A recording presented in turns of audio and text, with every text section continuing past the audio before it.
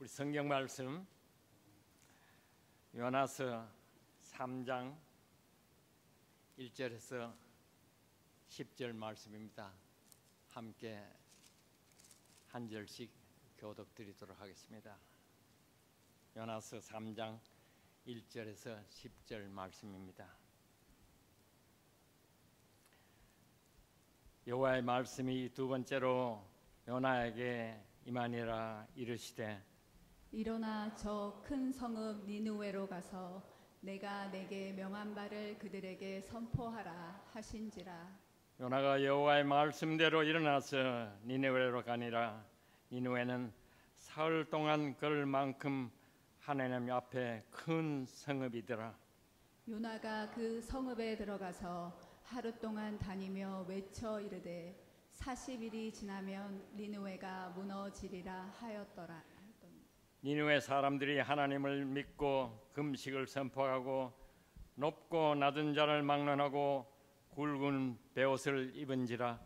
그 일이 니느웨 왕에게 들림에 왕이 보좌에서 일어나 왕복을 벗고 굵은 베옷을 입고 제 위에 앉으니라.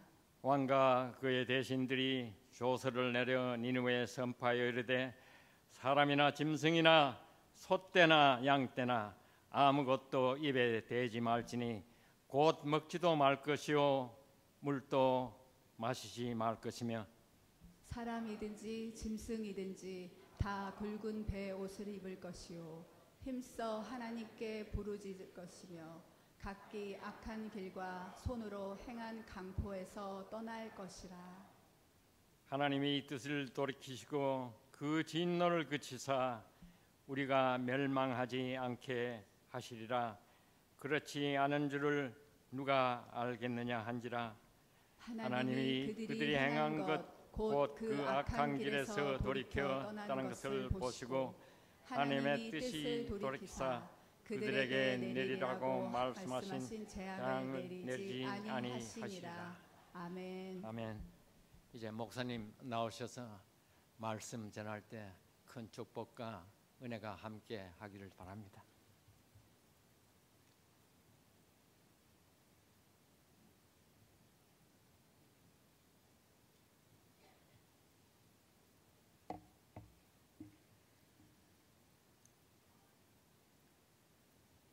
오늘 이 요나서 3장 말씀을 여러분과 함께 묵상하고 다시 한번 새겨볼 수 있는 기회를 갖게 돼서 참 하나님께 감사드립니다.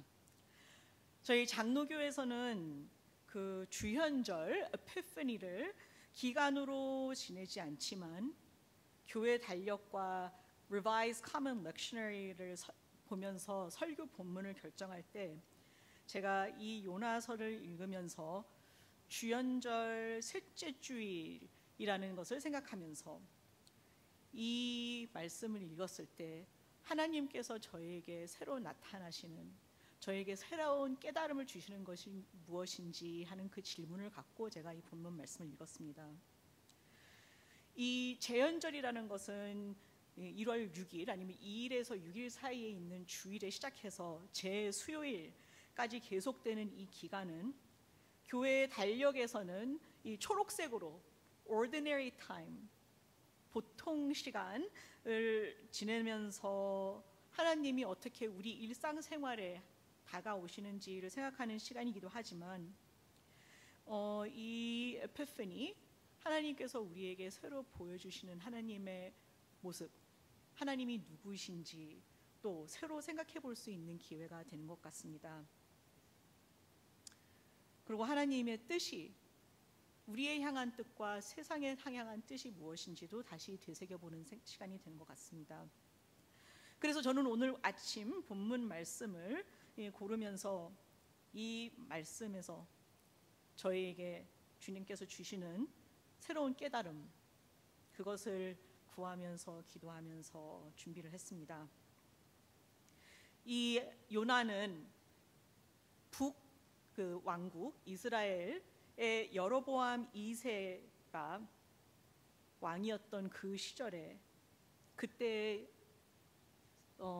선지자 활동을 했고 또 그리고 그 주변에서는 아수르 아니면 아시리아 아수르가 그 지역에서 대제국을 꿈꾸면서 그 옆에 있는 그 나라들을 계속 점령하고 싸우러 들어가고 했던 그 시절에 선지자 생활을 했었습니다. 이스라엘을 비롯한 그 지역의 나라들에게는 이 아수르는 적이자 두려움의 상대였습니다. 아수르가 무너지면 이스라엘 사람들은 조금 더 안전한 삶을 살 수 있었을 것이라고, 그 나라가, 그 아수르가 멸망하면 걱정을 하지 않고 살 수 있는 미래를 바라볼 수 있는 상황이었을 것입니다.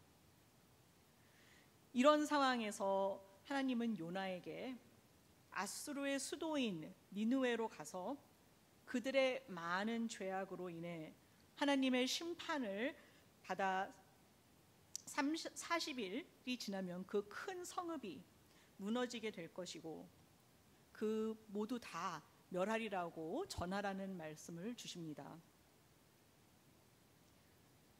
아시다시피 그 사역이 싫은 요나는 도망을 가기 위해서 다시스로 가는 배를 타게 됩니다.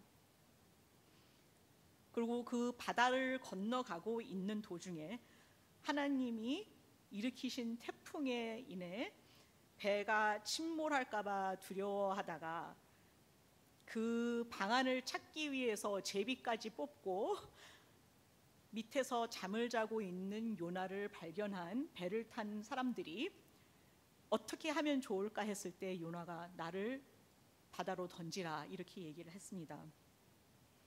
그리고 바다에 던져진 이후 사흘 밤낮을 하나님이 예비하신 큰 물고기의 뱃속에서 지내면서 끝내 자신의 사역을 받아들이기로 합니다. 이 오늘 본문 말씀에 오기 전에 보는 요나는 니느웨에 가는 것이 죽기보다 싫은 사람이었습니다. 얼마나 싫었으면 한동안 이성을 좀 잃고 하나님에게서 도망을 갈 수 있다고 생각하고 배를 탔겠습니까? 얼마나 싫었으면 선지자로서 주어진 그 사역을 마다하고 하나님에게 반항을 하면서 니느웨의 반대 방향으로 떠났겠습니까? 도망도 반항도 실패한 요나는 오갈 것이 없는 그 물고기 뱃속에서 사흘을 묵상하고 반성하고 다시 자신의 자리로 오는, 그래서 하나님과의 관계를 바른 관계로 돌려놓은 그 작업을 하게 됩니다. 그러면서 요나는 그 물고기의 뱃속에서 자신에게 향한 하나님의 은혜와 자비에 감사하고 하나님의 그 마음을 다시 느끼고 경험하게 됩니다. 아마도 그런 감사함, 그런 은혜와 그 사랑의 경험을 통해서 자기 자리를 다시 찾을 수 있지 않았나 저는 싶습니다. 그리고 난 다음에는 물고기 속에서 나온 요나에게 하나님은 처음부터 다시 시작하셔서 말씀하십니다. 여호와께서 다시 요나에게 말씀하셔서 너는 그 저 큰 니느웨 성으로 가서 내가 전에 너에게 말한 대로 니느웨 성의 멸망을 선포하라. 회개하고 하나님께로 방향을 다시 바꾼 요나는 니느웨로 갑니다. 그리고 가서 요나는 그 성에 들어가 하루 종일 돌아다니면서 40일이 지나면 그 성이 멸망할 것이라고 듣는 사람 안 듣는 사람 물어나고 다 얘기를 합니다. 요나가 다니면서 외치는 그 예언을 들은 니느웨 사람들은 요나를 통해 들은 하나님의 말씀을 믿고 행동으로 옮겼습니다. 금식을 선포하고 굵은 삼배 옷을 입고 재 위에 앉아서 회개의 마음과 자세를 취했던 것입니다. 6절 말씀에는 니느웨 왕이 그 소문을 듣고 자기 왕좌에서 일어나 왕복을 벗고 굵은 삼배 옷을 입고 잿더미에 앉았다고 합니다. 니느웨 왕은 요나가 하는 그 예언을 직접 들은 것이 아니고 그 소문만 듣고도 하나님의 말씀을 믿고 자신도 회개하고 성읍 사람들에게 조서를 내립니다. 그 조서에는 이것은 왕과 대신들의 명령이다. 사람이나 짐승이나 일체 먹을 것을 입에 대서는 안 되며 물도 마셔서는 안 된다. 사람이나 짐승이나 다 굵은 삼배를 걸칠 것이며 모든 사람들은 하나님께 진심으로 기도하고 각자 자기 잘못을 뉘우치고 악을 버려라. 니느웨 왕이 그런 명령을 내린 이유는 하나님이 모든 사람들이 회개하는 것을 보시고 뜻을 돌이키실지도 모르니 해보자라고 하는 것이었습니다.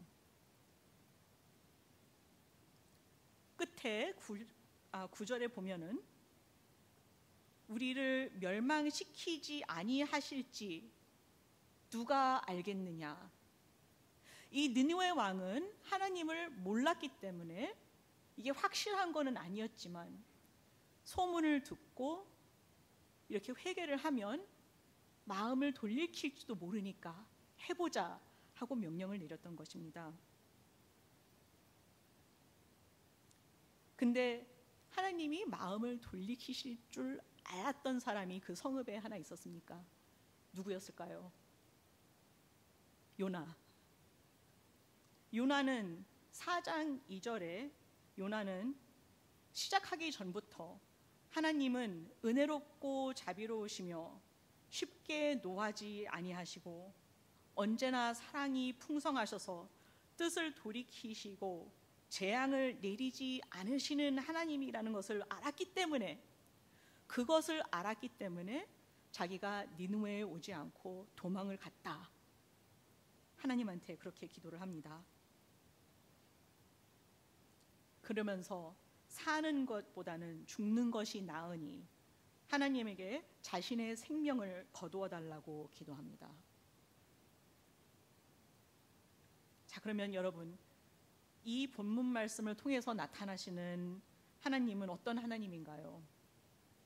그리고 이 저희 개신교 측의 존 칼빈이 하나님을 더 깊이 알게 되면은 우리는 인간으로서 자신을 더 깊이 알게 되고 그렇게 자신을 깊이 알게 되면서 하나님을 더 깊이 알게 된다고 했는데 그러면 이 본문에서 나오는 하나님의 모습을 보면서 또 저희가 인간으로서 저희 자신에 대해서 알게 되는 것은 무엇일까요?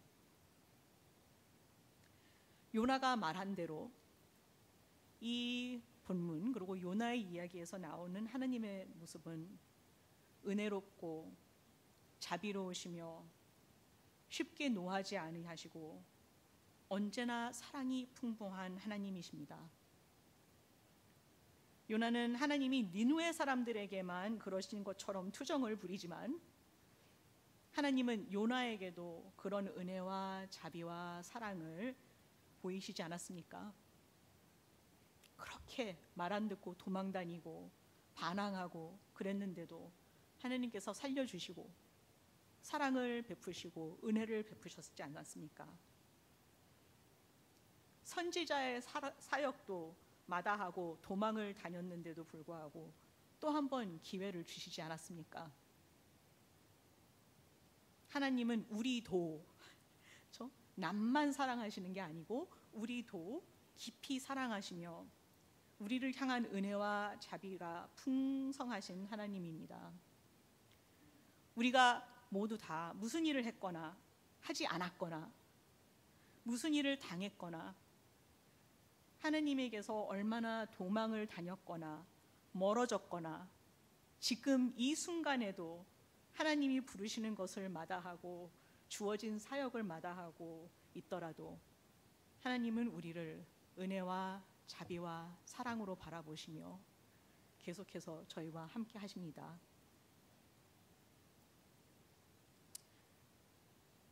그러한 하나님의 그 사랑을 받고 저희가 하나님과의 관계를 회복하기를 원하시고 기다리십니다. 하나님은 근데 이 요나에서 봤을 때는 우리도 사랑하시지만 우리의 적도, 우리의 원수도 사랑하시는 하나님입니다. 요나는 하나님이 니느웨 사람들에게 자비를 보이실 것을 알았고 그 현실은 자기의 눈으로 보고 그런 하나님이 있는 세상은 그 세상에서는 살기보다는 죽는 것이 낫다고 생각해서 4장에서는 생명을 거두어 달라고 기도를 합니다. 지금 이 지구촌 안에서 계속 상승되고 있는 그 양극화, 그러니까 특별히 백인들 사이에서는 많이 얘기하는 rising polarization, 그거가 많이 토론되고 있습니다. 이곳 저곳에서 일어나는 전쟁, 여러 전쟁 중에서는 분명히 나를 사랑하는 하나님 아니면 우리를 사랑하는 하나님은 나와 우리의 적을 사랑하실 수 없다고 생각하는 사람들이 많을 것입니다. 내 편이 되시는 하나님이 적의 편이 되실 수 없다고 생각하는 사람도 많을 것입니다. 그리고 내가 아니면 우리가 승리를 한다는 것은 곧 우리의 적이 패하는 것이고 그들이 멸망하는 것이 곧 승리이다, 내 승리다라고 생각하는 사람들도 많을 것입니다. 인간으로서는 어떻게 보면 참 당연한 생각일 수도 있죠. 하지만 요나서에서 나타나시는 하나님은 이스라엘의 하나님이면서도 이스라엘의 적인 아수라 사람도 사랑하시고 그들과의 관계를 이루시기를 원하고 그들이 회개를 원하시는 하나님이십니다. 그래서 그 사람들이 하나님과의 관계, 다른 사람들과의 관계, 그리고 자기 자신들과의 관계를 다시 하기를 바라시는 하나님이십니다. 요나와의 이야기에서 나타나신 하나님이 원수를 사랑하라고 하시고 십자가에서 돌아가시면서까지 적을 용서하신 예수 그리스도로 나타나신 하나님입니다. 근데 그렇다고 해서 잘못한 것을 덮고 넘어가거나 아니면은 바로 잡지 않아도 된다는 것은 아닌 것 같습니다. 해결책이 다만 복수나 적의 완전 멸망에 있는 것이 아니고 진정한 회개와 그에 따른 행동에서 있다는 것을 요나의 이야기에서 볼 수 있는 것 같습니다. 요나는 물고기의 뱃속에서 니느웨 사람들은 성읍 안에서 하나님의 말씀을 듣고 믿고 묵상하고 깨달으면서 요나와 니느웨 사람들과 다 회개를 합니다. 그러면서 사랑이신 하나님의 은혜와 자비를 새롭게 경험할 수 있었던 것입니다. 그런데 이러하신 하나님의 사랑과 은혜와 자비를 경험하면서도 우리가 원하는 하나님을 찾기보다는 우리에게 나타나시는 하나님을 믿는다는 것이 인간으로서는 참 쉬운 일은 아니죠. 요나를 보면서 그런 느낌이 듭니다. 물고기 속에서의 깨달음과 하나님에 대한 감사는 하나님이 다시 부르셨을 때, 다시 니느웨로 보내셨을 때 예라고 답할 때까지 계속됐고, 그리고 하나님의 말씀을 니느웨 사람들에게 선포할 때까지, 선포하고 다닐 때까지 계속되기는 했지만 그 감사의 마음이 어딘가 가버리고 불평의 마음으로 바뀌어버립니다. 그 시간이 그다지 오랜 시간이 걸리지는 않았던 것 같습니다. 어떻게 생각하면 이런 현상은 요나가 자신의 용서받은 거에 대해서는 감사하고 마음이 남도 용서를 하고 사랑을 해야 되는 마음으로 넓어져야 되는데 자신의 용서에 집중을 하고 남의 사랑하는 데에 집중을 못해서 그렇지 않은가 저는 생각해 봅니다. 그래서 감사와 순종은 나오는데 더 나아가서는 니느웨 사람들까지 사랑하는 데에는 달하지 못했던 거가 아닌가 싶습니다. 저희도 매주 예배드리면서 회개를 하는 시간이 있고 또 저를 포함한 모두가 우리가 그런 받은 용서에 대해서 사랑에 대해서 감사하는 시간을 갖고 또 예수님의 제자로서 더욱더 열심히 순종하면서 산다고 약속을 매주 하지만 어느 정도까지 남을 사랑하고 또 저까지 사랑하는 그런 마음이 계속 크고 있을까요? 혹시 우리 마음속에 아직도 용서를 못하고 있는 사람은 있나요? 요즘 들어서 저는 이러한 사랑이 한국 사람들에게는 특별히 어렵지 않은가 하는 생각을 해봅니다. 한국 사람들이 뭐가 부족해서가 아니고 혹시 저희 민족이 받은 트라우마 때문에 이것이 특별히 힘들지 않은가 하는 생각을 해보게 됩니다.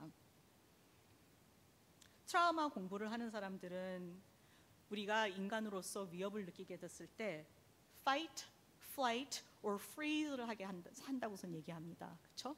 싸우거나 도망을 가거나 그 자리에서 멈추고 어쩔 줄을 모른다.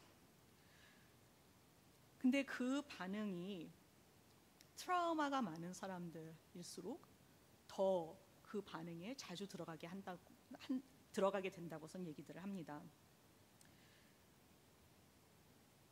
한국 그 역사를 보다 보면 전쟁 박물관이 있을 정도로 산전수전이라는 사자성어가 있을 정도로 전쟁과 그에 따른 많은 것들이 많은 어려움들과 고통이 그러고서는 거기에 따른 대대로 내려오는 그런 대대적인 그런 트라우마가 많은 것 같습니다.